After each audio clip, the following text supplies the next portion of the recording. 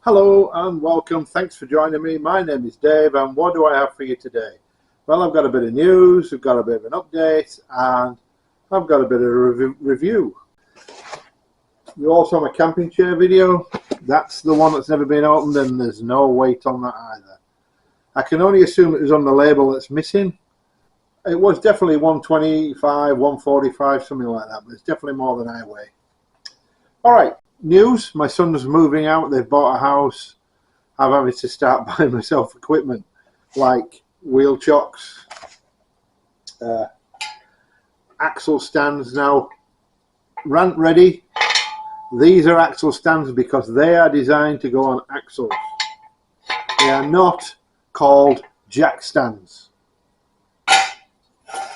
They're axle stands because they're designed for axles. Anything else could be a jack stand, but those are axle stands. Okay, rant over. Now, rant again. Not so much of a rant. Bit fed up. Need to do a service on my car, got all the filters, etc. The price of Penrite oil is driving me crazy. $90 for 5 litres. So I've bought Castrol Edge instead. This is 10W30. Now I think that 10W30 is a better oil than 5W30 for this engine in the Australian climate. We never get to minus 15. We always are above 30. Well, often we're above 30. So this is a better oil, 10W30. So I'm going to give this a go. I've got 2 bottles of it.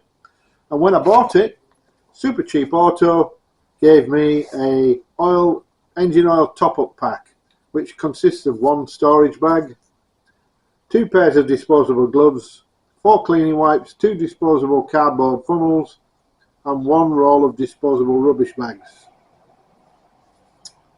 Not bad for free. I'm happy with that. I'll keep that stocked up with my items and that'll be good. Right, what else do I have? Nothing really. Okay, let's go into the review. Tell you what I'll do. I'll get the box. More and more campsites, I have to say, are starting to require fire pits. They produce fire pits and they fence them off so you can't get near them with your car. If you have an awning, that's a problem. So I bought a fire pit. Not necessarily so much in winter, but there it is. Now, I wasn't intending on going out and buying a fire pit. This is called a Glow Camper foldable fire pit. And it comes with its own bag, and there it is right there. And I don't need to put it together because I can show you, but it's made of quite sturdy metal.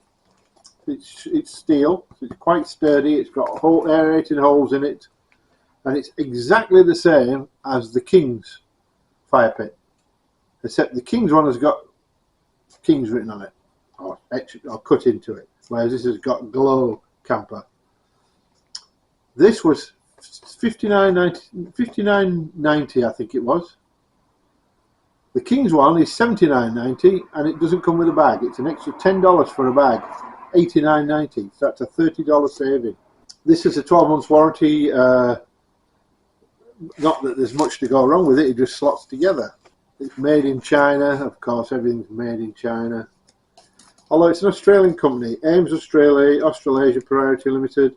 Ames Australasia head office is in Northcote Pottery, in Melbourne. I guess there's some instructions here. I didn't realise they were in there. It says it's a fire pit, and it says on the front for outdoor use only. So remember, don't have a fire pit in your kitchen. How stupid do people get these days? Safety operating instructions. Read all instructions carefully because you are going to light a fire. It says if the fire pit is terracotta, it must be cured before use. Well, it's not, it's steel. Before you assemble this fire pit, read the following instructions carefully. This product is suitable only on soil and gravel. Oh no, you can't use it on a grass campsite. Whatever shall we do? Not using this product on non-recommended surfaces can be harmful and potentially result in the damages to the fire pit and the surfaces applied to. Don't put it in your fuel tank and light it there, will you? Okay, I'm being cynical here, aren't I? Very cynical. Use outdoors only. Do not use a fire pit indoors. It gets a bit smoky. When in use, all surfaces of the fire pit will get hot. Really? Is that because there's a fire in there? Do not touch the fire pit during use. Well, okay. Unless you're wearing welding gloves or something. Never leave the fire pit unattended during use. Well, that's fair enough. Do not allow children or pets near the fire pit during use. Why ever not? They'll only burn themselves once. They won't do it again, will they? Ensure the fire pit is positioned at least 2 meters distance from any side or overhead combustible materials, for example, fences, deckings, trees, etc. I'm not going to say anything to that, because if you're stupid enough to light your bloody fire next to a fuel tank, you deserve everything you get. Do not ever overload the fire pit. They don't tell you what overload it is, but never overload it. Okay, never light a fire in your fire pit. Yeah, that's probably a good idea, isn't it? Right, I can't open it. Do not read the second page because you can't open it. Alright, here we go. Oh, how can you have so many safety tips? Here we go again. So here's page 2. Closely supervise children and pets around the fire pit at all times. Really? Do not sit or stand on any part of the... Don't sit on your fire pit, you'll burn your ass. Always wear heat-resistant gloves when handling the fire pit and fuel. Use fire tools to manage the fire. Never use your bare hands. Like when you put your hand in the oven to take out the Yorkshire puddings and then use your bare hands to take out the red hot tray. Yeah. Always allow hot fire tools and accessories to cool in a safe place. Always ensure the unit is completely cooled before moving. No. Well, you leave your fingerprints on there. Before lighting, ensure the fire pit is stable and on even level surface. Right. Avoid wearing loose clothing, so you have to do it naked then. Okay, that's fair. Do not cover or surround the fire pit with... I wonder what they'd say if you wrote into them, say, I burnt myself lighting my fire. You said not to wear loose clothing, so I didn't wear any clothing and I burnt my ass. Check the weather forecast before using the fire pit. Oh, okay. Don't use your fire pit using high winds. Alright. What about hot days and hot weather? No mention of that. Always check your local fire regulations before use. Never operate in a total fire ban. I eat my words. Never light your fire in a total fire ban. Does that make sense? Oh, yes. Do not use the fire pit for anything other than its intended use. So you can't use it as a car to drive and get more water. You can't use it as a boat to float down the river. No, you've got to use it for a fire. Never use your fire pit while under the influence of alcohol, prescription or non-prescription drugs, or any substance that may impair sound judgment. What about being stupid? Yeah, you can't buy a fire pit in that case, can you? Because you're always stupid. Anyway, that's never going to happen because we're always drinking beer when we go camping. Oh, here we go again. Before assembly or use. To prevent accidental fire and or smoke damage, remove any packaging before... Don't leave it in a plastic bag when you're setting it on fire, mate. You're going to get fumes. Take it out of the cardboard box before putting a fire on it. I don't know.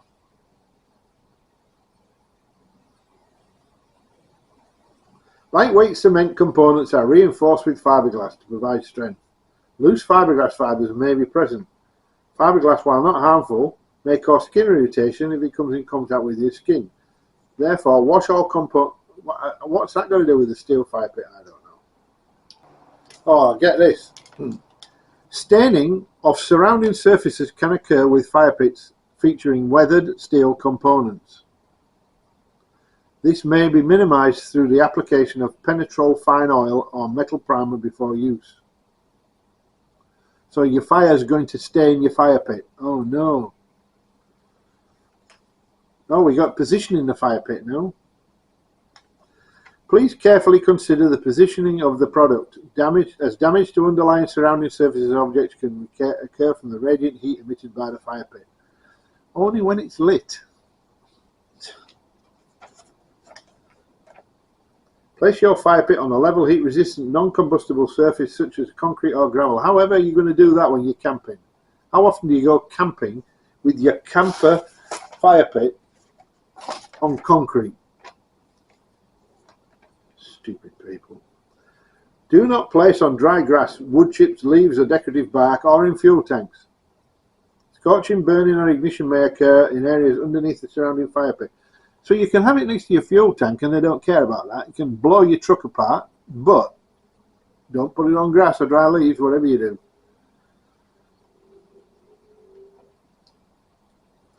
Avoid installing and operating a fire pit where direct draft may affect or fan the flames. Now, it says in the earlier instructions that you must not move it until it's been cooled. So if you light your fire and it's burning and the wind changes direction, what do? You can't move it. Already said you can't move it. Do not use this product in a tent, caravan, car or a boat. Oh, damn. I was going to put it in my boot. Your fire pit contains metal components. Avoid placing them. They're just... This is half an hour of your life you're never going to get back. You know that, don't you? Minimum clearances. Gee. Then it tells you what you get. You get 2 front plates and 2 side plates. It shows you how to put it together. You slide them into it together and it's done. 1 and 2. Oh, now we've got more. Curing your clay fire pit. Fuel safety. Lighting and refueling. What the hell? In case of accidental fire. Now, some useful information. Please note, your weathering steel fire pit can be left untreated. However, we recommend an annual coating of Penetrol fine oil or metal primer to preserve the rusted surface and reduce the chance of staining of nearby surfaces. If your fire pit becomes scratched or marked, do not attempt to fix or sand away the mark. Simply allow the natural corrosion process of the weathering steel to begin and again heal itself. Oh, self-healing fire pit. Weathering steel develops a protective coating over time. The appearance and texture of this item will age and discolour naturally from its first use. Some slight friction warping of the metal may also occur.